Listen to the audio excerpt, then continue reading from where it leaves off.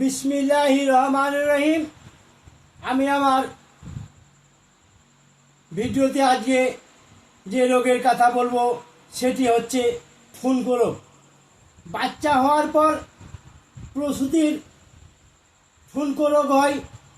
সেই ঠুনকো রোগ হলে আপনারা কিভাবে ঠুনকো রোগ ভালো করবেন?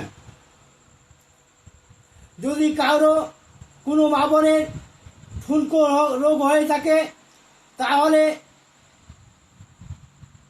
3 বার কিংবা 5 বার আমি যে মন্ত্রটি বলছি সেই মন্ত্রটি বলে বাম স্তনে, যদি বাম স্তনে হয় তাহলে ডান স্তনে ফুঁক দিবেন, আর যদি ডান স্তনে হয় তাহলে বাম স্তনে ফুঁক দিবেন।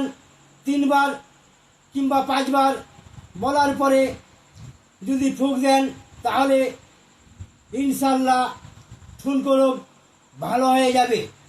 তবে স্মরণ রাখবেন,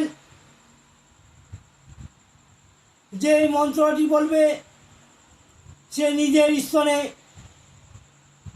ফুঁক দিলেই ঠুনকো রোগ ভালো হয়ে যাবে। এবার মন্ত্রটি শুনুন, কি মন্ত্র বলে আপনারা ঠুনকো রোগী ভালো করবেন বা ঠুনকো রোগ ভালো করবেন। মন্ত্রটি হচ্ছে, নদীর ধারে কুলের গাছ তা আছে, শ্বেত কাকের বাস কুল খাই, ডালে মুছে অমুকের ঠুনকো আমি বাম হাতে ঝাড়ি। আরেকবার বলছি, নদীর ধারে কুলের গাছ তা আছে, শ্বেত কাকের বাস কুল খাই, ডালে মুছে অমুকের ঠুনকো আমি বাম হাতে ঝাড়ি। অমুকের স্থানে যার ঠুনকো হয়েছে তার নাম নেবেন। আজকে আমার ইউটিউব চ্যানেলে যে কথাগুলো বললাম বা যে মন্ত্রগুলো বললাম সে বইটির নাম হচ্ছে আকসিরে ইসমে আজম।